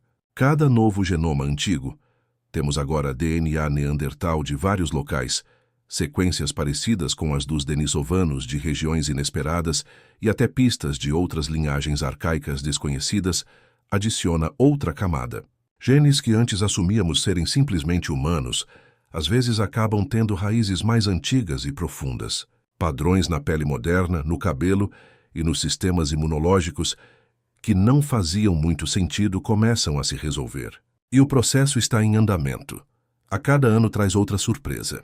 Uma nova variante rastreada de volta aos neandertais em uma via que não havíamos conectado ao ambiente antes. Um segmento denisovano aparecendo em uma população que não sabíamos ter ancestralidade arcaica.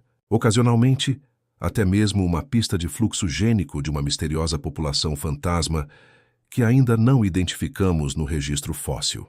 Nesse sentido, nossa pele não é apenas um registro do que aconteceu 100 mil anos atrás. É um arquivo vivo que ainda estamos aprendendo a ler. Sob o brilho suave da luz artificial, tarde da noite, as diferenças entre a pele de uma pessoa e de outra podem parecer puramente cosméticas, quase triviais. Mas por trás de cada tom há uma cascata de encontros antigos. Caçadores africanos em uma savana ventosa. Famílias neandertais agachadas em uma caverna de calcário. Crianças denisovanas escalando encostas de ar fino. Todos deixaram algo para trás. Carregamos isso conosco todos os dias sem perceber. E à medida que avançamos no tempo, sequenciando mais genomas, escavando novas cavernas e refinando antigas teorias, continuamos descobrindo o quão entrelaçadas essas vidas eram. Nossa pele não é a fronteira entre nós e o mundo. É o lugar onde toda a nossa história familiar emaranhada sobe gentilmente à superfície. Se a história terminasse aí, com nossos ancestrais lentamente ajustando sua pele aos céus locais, tomando emprestado alguns truques dos neandertais e denisovanos, seria maravilhosamente organizada. Mas não terminou. Fizemos algo que a evolução nunca teve que planejar. Construímos aviões. Construímos navios que cruzavam oceanos em semanas, em vez de gerações. Trens que se estendem pelos continentes. Rodovias que unem climas distantes como fios. Depois embrulhamos nossas cidades em vidro e concreto. As enchemos com luz artificial e começamos a passar a maior parte de nossas vidas em ambientes fechados. Por centenas de milhares de anos, o acordo entre pele e luz solar era simples. Se seus ancestrais viveram sob UV intensa por tempo suficiente, a pigmentação mais escura aumentava em frequência. Se viveram sob UV fraca, a pigmentação mais clara o fazia. A correspondência não era perfeita, mas era próxima o suficiente. No espaço de alguns séculos, um piscar de olhos para a evolução, embaralhamos o tabuleiro. Hoje você encontra pessoas profundamente pigmentadas, vivendo em lugares onde o sol por grande parte do ano mal se levanta acima do horizonte. Você encontra populações de pele muito clara em regiões onde o índice UV regularmente sobe para o vermelho, onde a luz que moldou seus ancestrais nunca foi destinada a estar. E por cima de tudo isso, você encontra algo novo na história humana. Pessoas de todos os tons possíveis vivendo onde quiserem, independentemente do que o céu local está fazendo. De algumas formas, isso é um triunfo. Pela primeira vez, onde você vive não é estritamente ditado pelo que seus genes foram selecionados há milhares de anos. Medicina, roupas, abrigo e tecnologia suavizam as arestas duras do clima, mas também significa que o acordo UV, finamente equilibrado que nossos ancestrais negociaram com o Sol, está, para muitos de nós, fora de sincronia. Um dos sinais mais claros dessa incompatibilidade está escrito não em fósseis antigos, mas em prontuários médicos modernos. Deficiência de vitamina D. A vitamina D é produzida em nossa pele quando a luz UVB atinge uma molécula derivada do colesterol e inicia uma reação em cadeia. A pele mais escura, com mais melanina, filtra mais UV. Isso é uma enorme vantagem em ambientes de alta UV, onde o folato precisa ser protegido e os raios que danificam o DNA são abundantes. Mas também significa que você precisa de mais exposição UV para produzir a mesma quantidade de vitamina D. Por grande parte da nossa história, isso não era um problema. As populações de pele escura na África Equatorial, na Índia ou na Melanésia, recebiam luz solar intensa durante grande parte do ano. O sistema funcionava conforme o planejado. Agora imagine alguém com pigmentação semelhante se mudando para uma cidade do norte, Londres, Estocolmo, Toronto. A UV é mais fraca, os dias são mais curtos no inverno, e a vida moderna acrescenta barreiras extras. Roupas, longas horas de escritório, deslocamentos subterrâneos ou em carros. A pele que evoluiu para proteger sob sol equatorial implacável está de repente privada da luz que precisa para produzir vitamina D suficiente. Em toda a Europa e América do Norte, estudos repetidamente encontram taxas mais altas de deficiência de vitamina D entre grupos de pele mais escura, especialmente em climas mais frios. As consequências variam de leve fadiga de baixo grau, ossos mais fracos, uma resposta imune ligeiramente mais frágil, até graves, incluindo raquitismo em crianças e osteomalácia em adultos.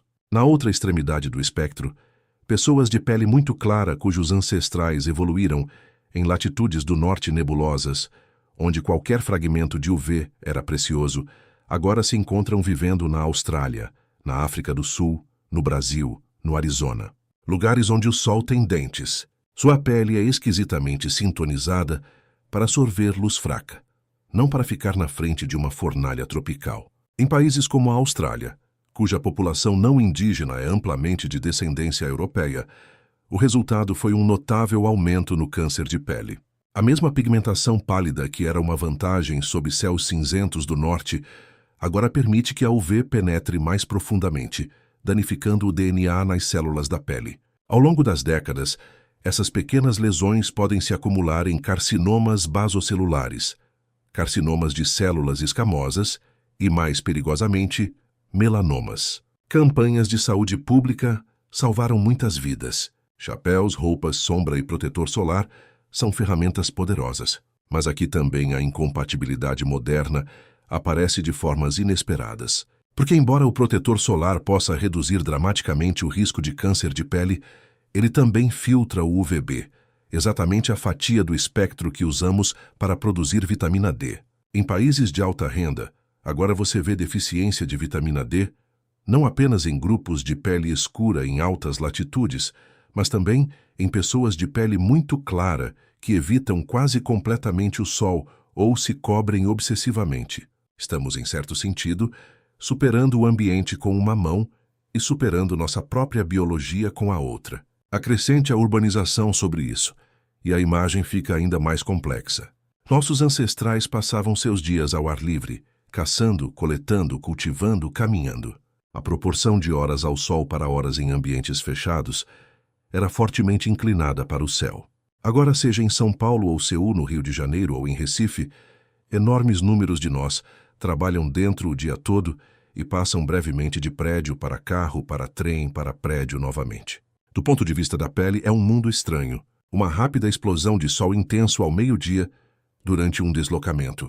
Longas extensões sob vidro que filtra alguns comprimentos de onda, mas não outros.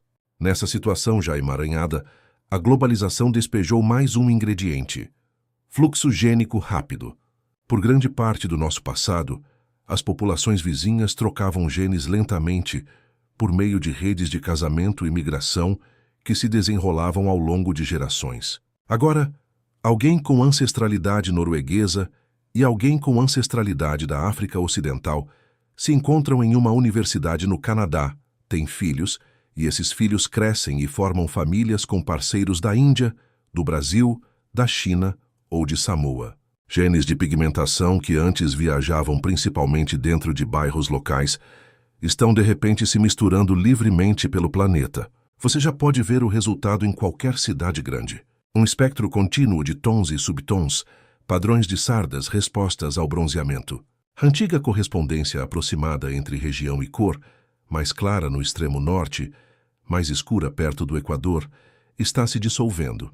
Se isso continuar por milhares de anos, e não há razão para pensar que não continuará, os humanos futuros podem mostrar padrões de pigmentação ainda mais misturados. Alguns modelos sugerem que em um mundo de movimento constante e casamentos mistos, as extremidades do espectro podem se tornar menos comuns no geral, simplesmente por causa da média. Outros notam que a seleção sexual e as preferências culturais podem complicar essa imagem, favorecendo certos aspectos em lugares específicos. O que é claro é que a relação entre onde você vive e como sua pele foi ajustada por seus ancestrais distantes está se afrouxando. E isso nos leva a um ponto desconfortável, mas importante.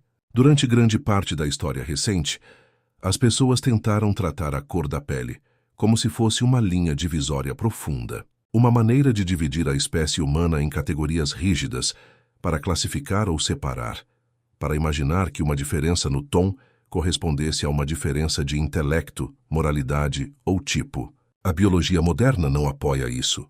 Quando os geneticistas olham através de nossos genomas, veem que a variação ligada à cor da pele está concentrada em um número relativamente pequeno de genes, dezenas, talvez algumas centenas, com efeitos modestos. Mas as diferenças entre quaisquer duas pessoas são, no geral, minúsculas. O mesmo gene que clareia a pele em uma população pode estar ausente em outra população com tom semelhante que chegou lá por um caminho evolutivo diferente.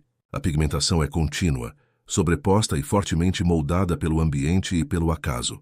Duas pessoas com complexões semelhantes podem ser mais distantemente relacionadas do que qualquer uma delas é com uma terceira pessoa de um tom muito diferente. As antigas raças eram e são categorias sociais, não caixas biológicas limpas. Sob o microscópio da genética populacional, a humanidade parece menos como grupos claramente separados e mais como um conjunto de gradientes suavemente em mudança, com a cor da pele flutuando perto da superfície como uma das muitas características flexíveis.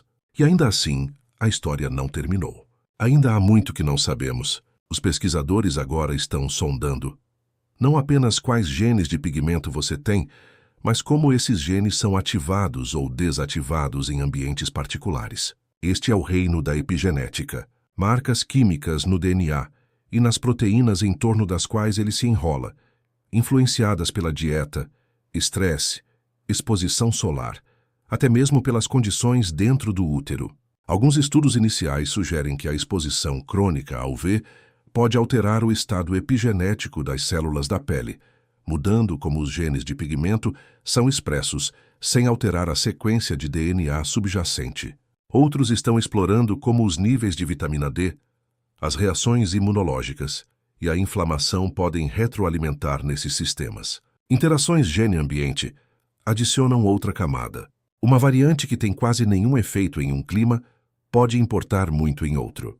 Uma resposta ao bronzeamento que é protetora em UV moderada pode se tornar prejudicial sob UV extrema mais certos poluentes. Mesmo hoje, novos genes de pigmentação estão sendo identificados em populações subestudadas, grupos indígenas nas Américas, ilhéus do Pacífico, diversas comunidades africanas cujos genomas foram amplamente ausentes da pesquisa inicial. Cada novo conjunto de dados remodela nossa compreensão de quantas raízes evolutivas diferentes podem levar a tons semelhantes. Então nos encontramos em uma posição curiosa. Carregamos pele que foi ajustada por ancestrais remotos, vivendo em lugares específicos, sob sóis específicos. Vivemos em um mundo que esses ancestrais nunca poderiam ter imaginado, cheio de aviões, torres de vidro, suplementos vitamínicos e cidades globais. Nossa pigmentação, outrora um match razoavelmente bom para o nosso ambiente, está agora frequentemente, ligeiramente fora de sincronia, ou muito fora. Mas essa incompatibilidade é também um convite. Um convite para ver a cor da pele, não como um veredicto ou um limite, mas como uma história. Uma história sobre luz solar e movimento, sobre acordos firmados e renegociados, sobre a rapidez com que a evolução pode agir quando as condições exigem, e sobre a rapidez com que a cultura pode superá-la.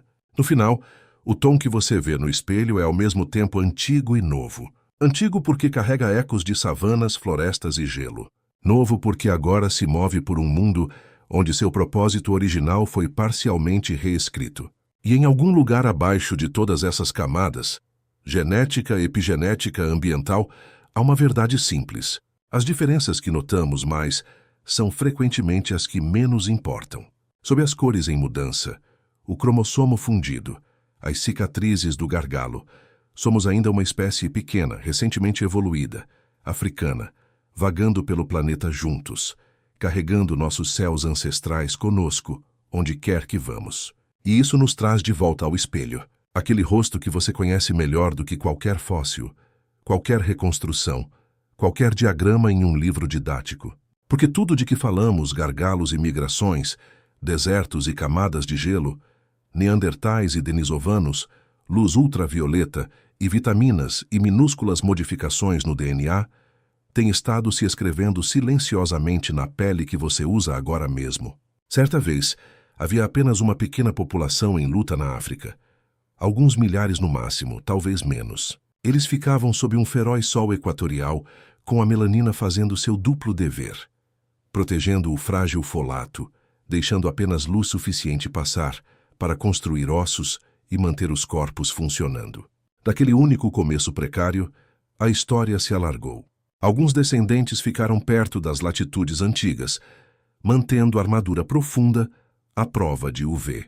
Outros caminharam para o norte e para o oeste, para a Europa, onde os invernos mordiam duro e a pele clara se tornou uma vantagem, engolindo qualquer luz solar fraca que pudesse encontrar. Outros se moveram para o leste, pela Ásia, ao longo de costas e rios, por planaltos altos e cadeias de ilhas, ajustando sua pigmentação de dezenas de maneiras diferentes a dezenas de céus diferentes. Ao longo do caminho encontraram primos, neandertais em vales frios, denisovanos em passagens de montanha e florestas.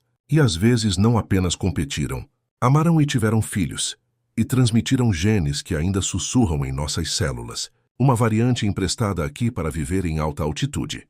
Uma modificação ali que muda como a melanina é depositada. Acaso necessidade e afeto, todos entrelaçados. Geração após geração, a paleta se estendeu, não em listras ordenadas, mas em gradientes sobrepostos como aquarela sangrada em papel úmido.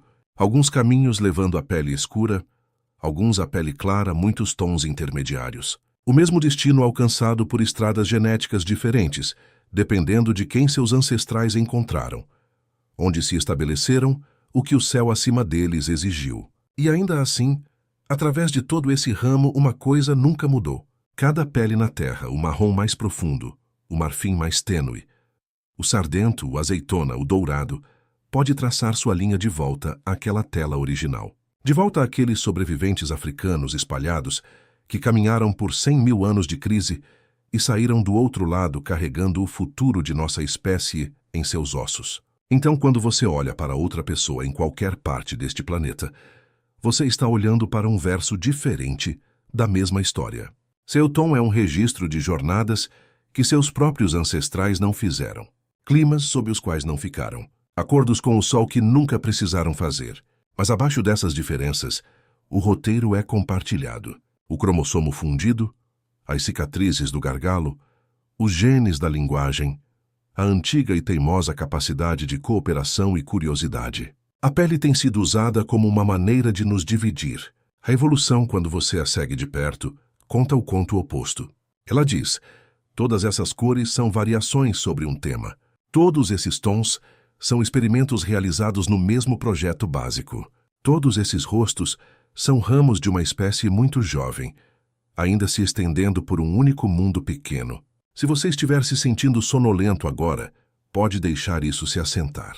O pensamento de que você e cada estranho que você jamais encontrará estão carregando um livro de história na superfície de seus corpos, um arquivo silencioso de luz solar e tempo. Se você gostou dessa jornada, pode contar ao algoritmo dando um like neste vídeo ou se inscrevendo no canal. E se estiver acordado o suficiente, pode deixar um comentário nos dizendo de onde no Brasil você está assistindo, de qual cidade, de qual estado, de qual pequeno canto dessa história compartilhada você está deitado agora. Do Amazonas ao Rio Grande do Sul, de Fortaleza a Porto Alegre, de Brasília a Florianópolis, cada ponto no mapa é mais um verso nessa história infinita da humanidade. Por enquanto, você pode deixar os detalhes se tornarem borrados. Apenas você, sua respiração e o conhecimento de que sua pele, seja qual for a cor, foi escrita pela mesma longa e improvável jornada de todos os outros. Uma espécie, muitos tons, uma história que ainda está sendo contada.